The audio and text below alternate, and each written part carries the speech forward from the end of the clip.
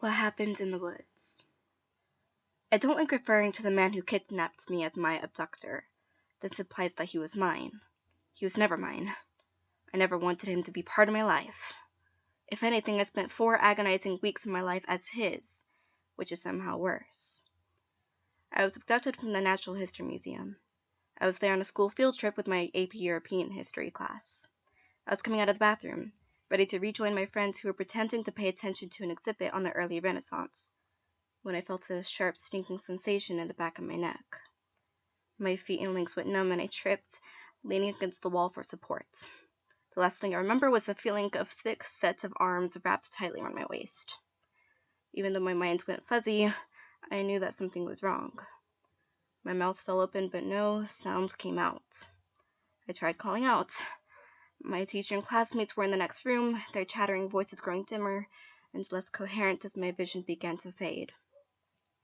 When I woke up, I was in a cold, dark room, 2 states away. I've talked at length about what he did to me. I've told its details to the police, the doctors, my parents, and various psychiatrists. I won't go into specifics here. I remember my time in the cabin more clearly than I would like to. I wish I would just forget it entirely. Sometimes whole weeks will go by where I won't find my thoughts drifting to the cabin when it happened to me there. These brief moments of bliss are always shattered by nightmares that I have to scream myself awake from. I think that the cabin had 2 or maybe 3 rooms. I only ever saw one, though. The room at the back of the cabin was my prison for the longest 4 weeks of my life. The room had no windows. When I was alone, it was pitch black. Whenever he came in to see me, he brought along a portable hurricane lantern. The room he kept me in was small, claustrophobic. I could never really figure out its exact size. He kept me in the exact center of the room. A hook was attached to the ceiling. My wrists were tied together and I hung there, my feet barely touching the packed dirt floor. Whenever I was alone, I would be plunged into suffocating darkness. I dangled there, gasping for breath, trying to keep the oppressive darkness from sliding down my throat and choking me. The darkness terrified me, but it was worse when he came in with the hurricane lamp. With the lights, I was able to see him grinning down at me. I always tried to close my eyes when it happened. I always closed my eyes and turned my head away from him, and each time, without fail, he would grab me by my hair and jerk my head back. He would turn my head towards him and continue to pull my hair until I opened my eyes and looked at him. As much as I hated the darkness, I longed for it whenever he came. The darkness would have at least allowed me to block part of him out. I begged for him to let me go. I promised not to tell anyone or go to the police. I swore up and down that I'd walk away and never look back. I begged not to hurt me. I pleaded, telling him that I would do whatever he wanted, if only he'd just stop hurting me. I quickly realized that begging would get me nowhere. If anything, pleading with him to let me go or to stop hurting me only seemed to excite him. His eyes gleamed and he grinned at me, relishing my pain. In a desperate attempt to hang on to something resembling dignity, I tried to stop the begging and the screaming. At the time, I figured that if I couldn't give him the satisfaction of reducing me to whimpers, shrieks, and tears, it'd grant me some small form of control. No matter how hard I tried, though, he always managed to get a response out of me. When I clenched my teeth and tried my hardest not to scream, cry, or whimper, he took off his belt and whipped me with it. I was unable to control my response to this. I screamed as the rough leather crashed down against my skin. I wept as bruises and welts crisscrossed my body. Sobs tore up through my chest, lacerating the inside of my throat, reducing my voice to pained whimpers. I didn't have access to a bathroom. If he saw that I had soiled myself, he would drag buckets of water into the room and douse me. The frigid water stung my skin. I squirmed and thrashed, trying to get away from it. I couldn't seem to catch my breath. It felt like I was about to drown. The room stank. It stank from the moment I awoke, my head pounding, my wrists bound above my head. The smell only grew worse as time wore on. Beneath the smell of piss and shit was one of deep, heavy rot. When I hung there in the darkness, listening to the sound of my own heart beating, the smell seemed to choke me. It seeped down my throat and made me gag and dry heave. I'm told that he kept me for 4 weeks. I didn't have a way to keep track of time when I was locked in the room. I felt like an eternity had passed instead of just 4 weeks. I didn't keep track of how many times he hurt me. After he left me broken and bleeding, hanging in the center of the room like a slab of meat in a butcher's shop, I would try my hardest to forget what had just happened. I would hang there in the dark, shaking and sobbing, and would try to desperately forget the sharp stabbing pain between my legs. I had thought at length about what I would do if he ever took me down off the hook. I had fantasized about running, about pumping my legs and feeling grass beneath my feet as I fled. I had managed outrunning him with ease. The day he finally took me down was the day I finally escaped from him. But I didn't run. I couldn't. He put his arms around my waist and hoisted me up, nudging the hook out from under my hands. For a split second I felt weightless. Fresh pain shot through my arms, but all I could do was gasp. Prior to that moment, my arms had begun to feel uncomfortably numb, as if the muscles in my shoulders had finally given up. I tried to move my arms, to lift my hands up to my face. My arms seemed to weigh 1,000 pounds, and they wouldn't move when I told them to. My legs felt a similar numbness, but I had more control over them than I did my arms. I wanted to lash out, to kick him. I wanted to force him to drop me or put me down so I could run. Even in my exhausted, dehydrated, and extremely malnourished state, I thought I could make it. I was certain I could run if I could just get my feet planted firmly on the ground. I didn't realize that he was bringing me outside until I saw the sunlight. Tears flooded my eyes and I shut them. The sun was too bright. It felt like white, hot nails were being driven into my eyes. I tilted my head down, trying to escape it. I had to force myself to open my eyes again when he threw me to the ground. I blinked back the tears and turned my head, trying to see my surroundings. I felt warm, soft dirt against my back. The sky loomed over me. It was so blue. I remember thinking that I had never seen that shade of bright, brilliant blue before. Then I noticed the brown at the edges of my vision. I was surrounded by dark brown dirt. I was lying on the back in a hole in the ground. He stood over me holding a shovel.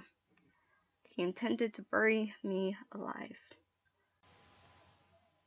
I felt something closely akin to panic as dirt began to rain down on me. I moved my hands, pressing them over my face in an attempt to shield myself from the incoming clumps of dirt.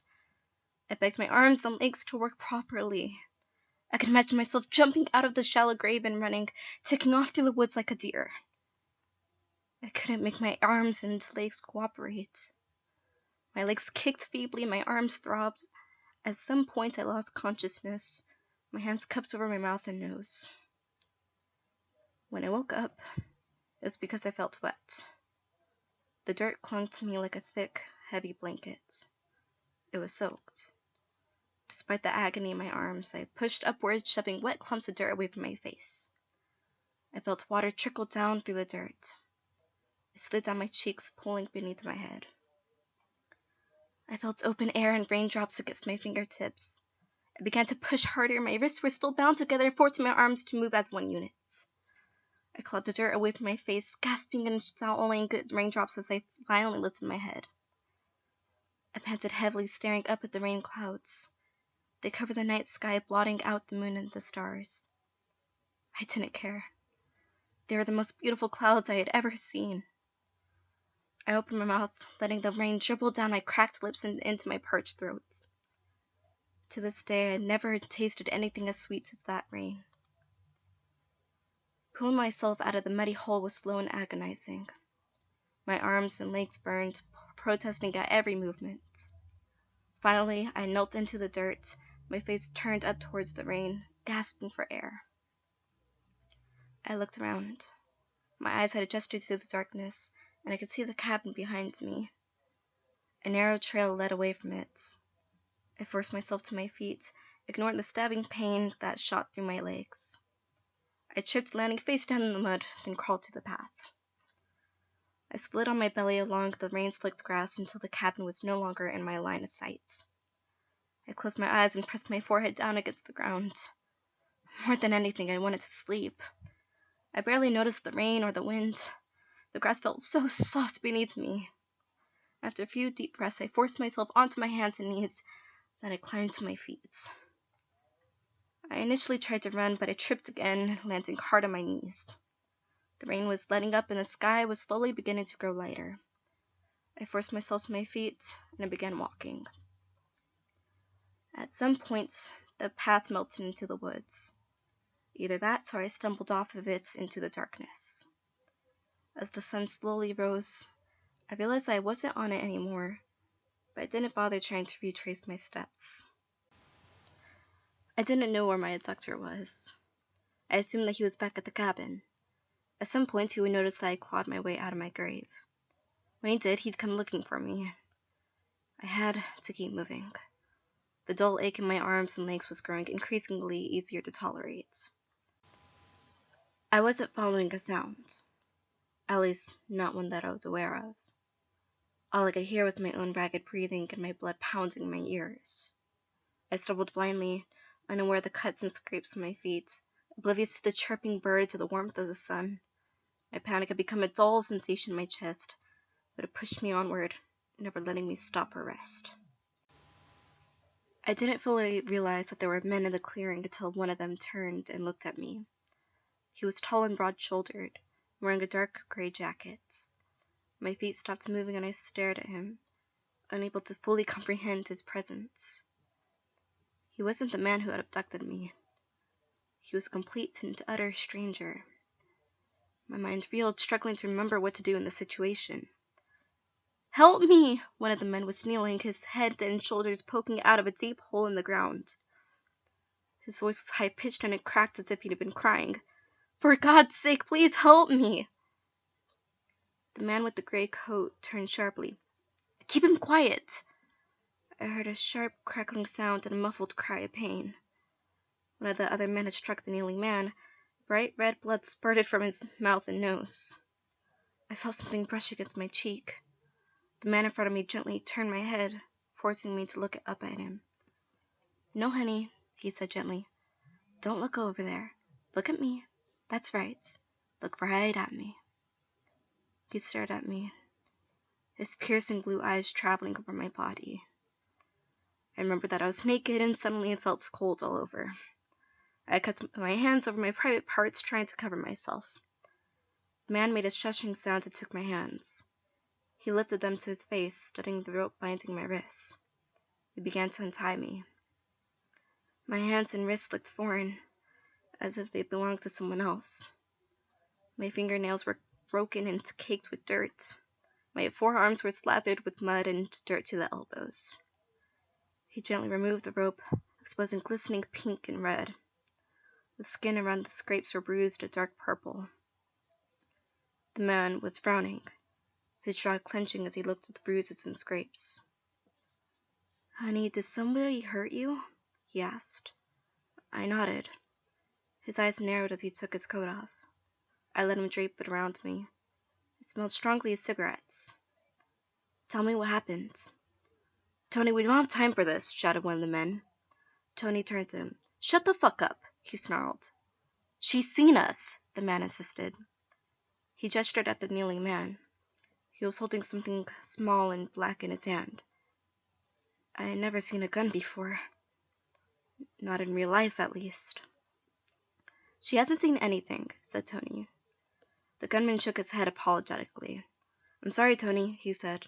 "I really am. But she's seen us." "No, she hasn't," said Tony firmly. "I'll make it quick and painless," said the gunman. "She won't feel a thing." Tony stood up. He seemed to tower over the other men, and even the gunman took a step back. "No," he said. "We're helping her. We're bringing her back to her parents." I looked back at Tony, pulling my gaze away from the gunman. Tony was still facing the other men. His hands felt heavy on my shoulders as he slowly turned back to me. "Ain't that right, honey? You just want to go home, don't you?" My vision began to blur and my eyes began to sting. Hot tears rolled down my cheeks and sobs worked their way up out of my chest. I swayed unsteadily on my feet. It was as if my entire body was made of crumbling stone. I wanted to go home. I wanted my mother to hold me in her arms and kiss my forehead and tuck me into bed. I just wanted to feel warm and safe.